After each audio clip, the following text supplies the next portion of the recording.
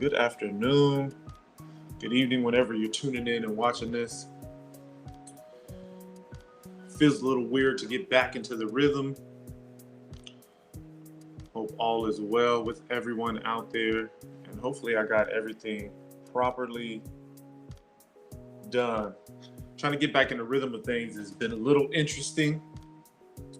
So we got Facebook, Instagram, YouTube, everybody's live today, and we started going live on Instagram now. How we doing, everybody? Because Instagram was saying I was forgetting about them and I wasn't including them in our discussions that we've been having for the past, what is this, week 6 now? Week 6 or week 7?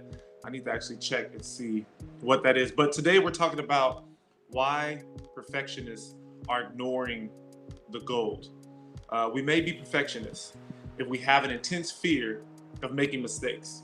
We can't let ourselves make even the tiniest error, and we'll go to great lengths to avoid any of those possibilities that we might fail. But but what really is motivating us, motivating our entire life for the sake of avoiding shame and inadequacies? It sounds like a lot of work, right? What are we afraid will happen if we stop being perfect? And I always put the answer might surprise us, but people often perceive perfectionists as having it all. They can be admired and envied, but the disadvantages usually aren't worth the benefits of being perfect.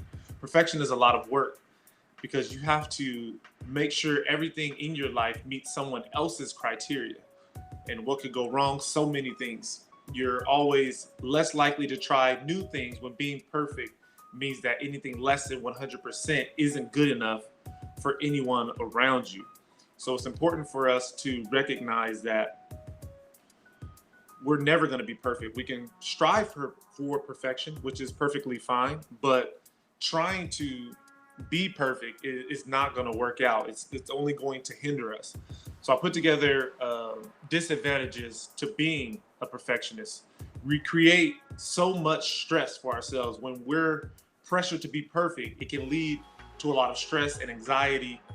Perfectionists are never satisfied with themselves because they know there is always room for improvement in their lives. So like today, getting set back up to get back on the lives, it was a little difficult for me to get rocking and rolling because I was sitting here thinking to myself, okay, where did I have the lights before? Where did I have the cameras before? Did I put together a nice script that everybody can follow, something that everybody can be engaged with? And am I going to do things the right way? Am I going to start off the right way? How am I going to do things? So trying to have everything spot on exactly the way we want it is not going to work out, right?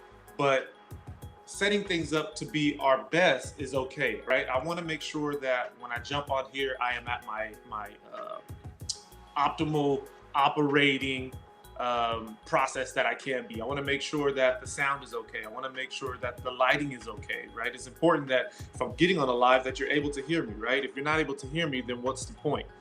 You got to be able to see me if you're on the YouTube, or you can just be listening to it depending on if you're dropping the kids off for school, because I know school's getting ready to start back up here, or you're on your way to work, whatever the case may be here, right?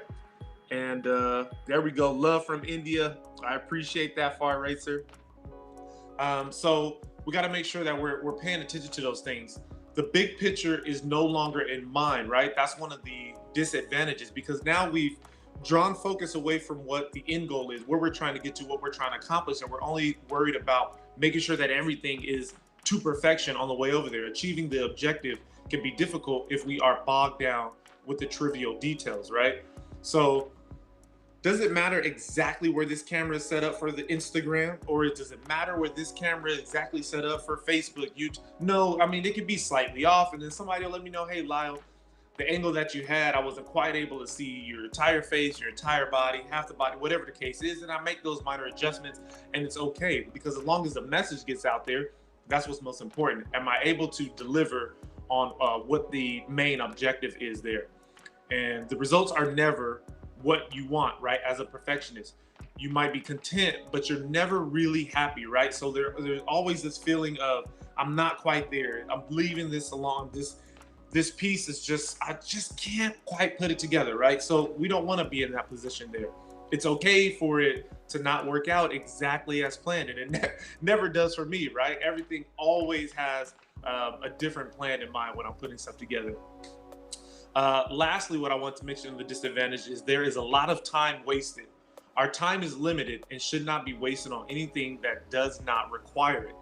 If we want to succeed in whatever business venture, allocate your resources wisely so as to maximize the amount of success gained by spending less time doing unnecessary tasks. So think about that. How often have we been trying to put something together and we've just wasted so much time on the minuscule things, the things that really don't matter for the bigger picture at the end of the day? How many times have you done that? Let me know if you've done that.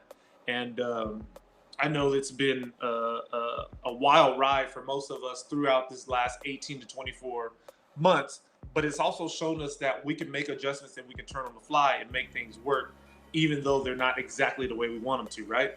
Being a perfectionist can be both an impediment and an advantage. It's easy to tell when someone is a perfectionist because they usually have their own criteria by which they judge themselves, others, work, products, etc., right? What we can be aware of is you long for those high school days. It's perfect for perfectionists because the competition is not too great, and you will be recognized by people who matter to you in your life, like your teachers, your family members, your friends. Your work is also judged quantitatively, so it's easier to know where they stand instead of just being told that you're doing a good job without knowing what areas need improvement, which would happen with the college grading system, right? So in high school, you know exactly what this is and that is, and everybody's looking at you, oh, this person is so awesome. And then when it gets into the real world and you're having to not necessarily have somebody right there on top of you saying, you did this to perfection, you did that awesome, you're trying to figure out and you're stumbling along, right? So the next thing is you usually take everything to the absolute limit. You don't do anything half-heartedly, whether it's folding laundry or parking your car. So what I wanted to mean by this one is I'm not saying you should go through life not trying your best and not trying to push forward. I'm not saying that at all. But what I am saying, though, is could you imagine taking 10 minutes to park your car instead of taking the necessary 30 seconds that it takes to park your car because you want to get right in the center of those lines? Now, don't get me wrong. Everybody dislikes the person that parks on the line. Why are your tires on the line? Okay, you could have backed up and went back into that parking spot, right? But if you're trying to wheeze and slide right into perfection there and line that car up where you have 6 inches on this side, 6 inches on the other side, you're just wasting time getting into the grocery store, getting your shopping done, and getting back out and getting back to work, or picking up your food, or picking the kids up from school. Whatever it is, that's just time wasted there, right? You can be judgmental of others. You have standards for what is acceptable, and no one ever meets them. But you don't think about how this causes a strain on your friendships when it is not possible to meet the high bar set by someone else. I know everybody out there has a friend that they try to do everything as perfect as humanly possible, and yet whatever that it is that you do is never good enough, right? I have a friend just like that. I know someone just like that. And whatever that they do is the right way. How you do things is the wrong way, and they always have the best solution. And how they do things is the way that you should be doing things, right? So be mindful of that. Pay attention to that. And then here are some things that we can do as perfectionists. Perfectionists often fall into the trap of wasting an excessive amount of time on minor details. But by focusing your energy on the most important parts, you can actually achieve more. This is because perfectionism forces us to spend unnecessary hours trying to make something perfect when it's not necessary and doesn't ever need it when in order to finish a task or project to be successful, right? How many times have you finished something that wasn't quite exactly as you wanted it, but it was still performing well, it still did well, and you still actually felt great by the time that you had it completed and submitted or somebody saw it? How many times has that happened, right? The most important thing is to know how much time you have and don't waste it by setting yourself up for failure. just ask a successful friend. They are capable of showing you the appropriate amount of time that you should be allotted to doing whatever it is that you're doing. All right. They can always keep your work from snowballing out of control with their wise insights into the art of being efficient in whatever task lies before them. So a lot of the stuff that I do when I'm trying something new, I like to ask, but how much time do you spend on this? How do you go about handling this? What is it that it looks like to it? Blah, blah, blah, blah. Right. So this way I get a general idea of what it is that I'm doing. So in preparation for the podcast, I try to make sure I keep that preparation time right in between 25 and 30 minutes. Right. I don't want to spend any longer on that because now I'm just trying to be as detailed as possible, and the flow might go a little bit differently when I'm on the podcast. And then I don't want to go too far below that because then I won't be as prepared and I won't have anything that I really want to say. And then I'll start fumbling around and I'll start trying to go back and forth and figure out where it was that the last sentence that I was on. So that kind of stuff is important to me. I got to ask, okay, hey, you do a podcast. What is it that you do? How do you take your approach and how do you get things done?